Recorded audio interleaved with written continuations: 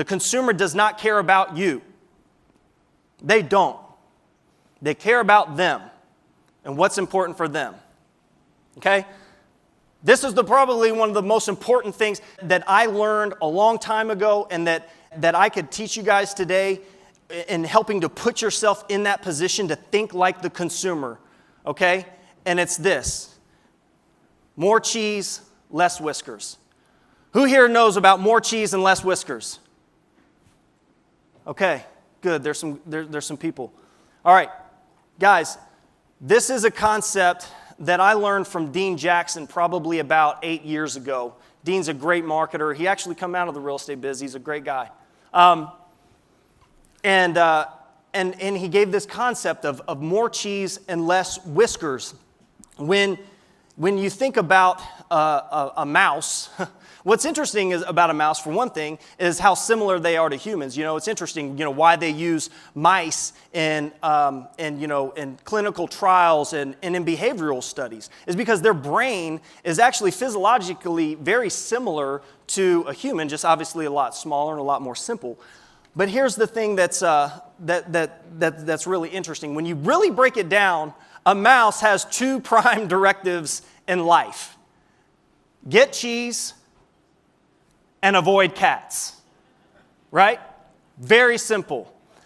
A rat, or a mouse in this case, will chew through a 3-foot wall to get to a piece of cheese.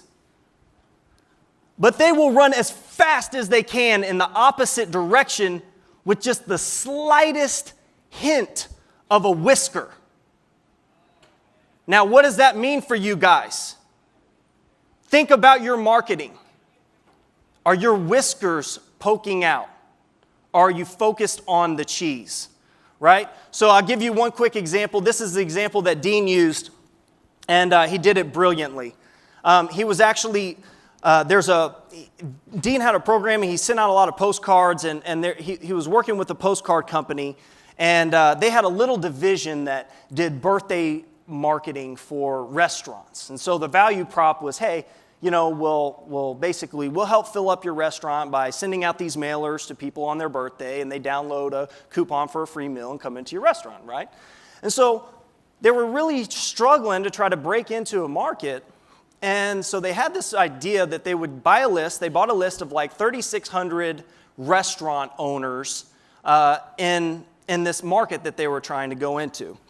And so they got together and they printed out this, they mocked up this beautiful HTML email with the logos nice and crisp and all of the information about their company, and they sent it out. They actually had a pretty decent subject line. We can fill your restaurant next Tuesday, right? That's not bad, right? You might get it opened. But then, boom, as soon as it opened up, the big HTML logos across the top, messaging, hey, we can help you fill the restaurant by sending out postcards, and we've been doing this for 15 years, and blah, blah, blah, blah, blah, blah, blah, blah, blah, and whiskers all over the place poking you in the eye. Guess how many responses they got? 0. 0 clicks. 0 responses. So Dean said, all right, let's look at this a little bit different. Okay?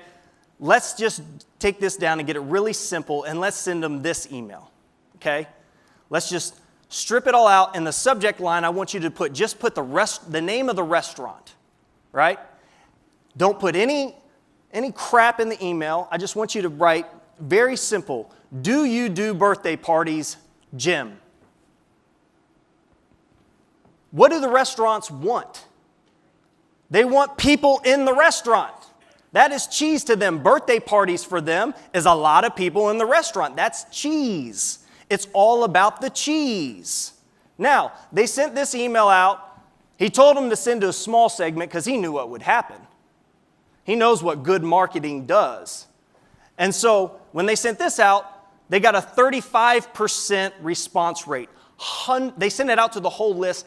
We're flooded with hundreds and hundreds and hundreds of responses. People, absolutely, yes. How many people would you be able to bring, all these responses. So the response was yes. Now, when you start thinking this way about your marketing, you start thinking about putting cheese out here, here's why most people don't do it. Because it requires you to think 2 or 3 or 4 steps ahead. See, we all want to have this magic pill and have this magic ad or have this magic, Facebook post that just generates leads and they're calling you up and, hey, I'm ready to sell my home. When can you come by and list it? Right? That's not reality. So you have to think 2 or 3 or 4 or 5 steps ahead. And so that's what they did. So the next thing, once they responded, yes, we do birthday parties. Perfect.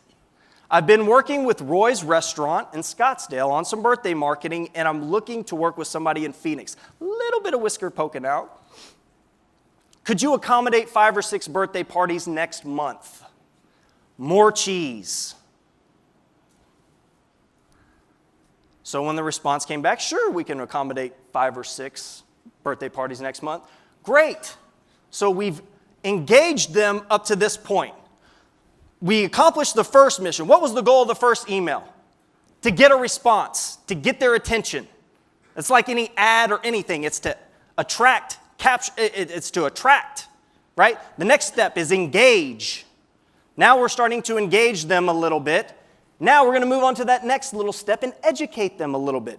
Great. Here's a video we've been doing with Roy's, right? Some social proof in there. Little link to the YouTube. Take a look and see how it works. Still not asking, still no call to action, right? Not trying to get the business. Then the very next day, they sent this email to follow up. We're putting together our birthday mailings for July next week. I'd love to do a small test with you. We'll mail 200 people with birthdays within 1 mile of your restaurant. The test is $199, and if you don't double your money, I'll give you your money back, right? So he layered in the risk reversal. He had thought through. He knew what offer would appeal to the restaurant. They didn't want to just jump into this thing. So a test, what a beautiful way, just framing it as a test. What if he just said, hey, let's start out sending 200? No, it's a test. It's a program, right? So it just had a tremendous effect. And so the big takeaway that I want everybody to understand and I want everybody to think through, and this is all we're always saying this in AEA, is what's the cheese? What is the cheese? Thinking about your offers, what is the cheese? How do I present the cheese without showing my whiskers? And that essentially what we're saying is what is the offer? And then what's the path to the offer?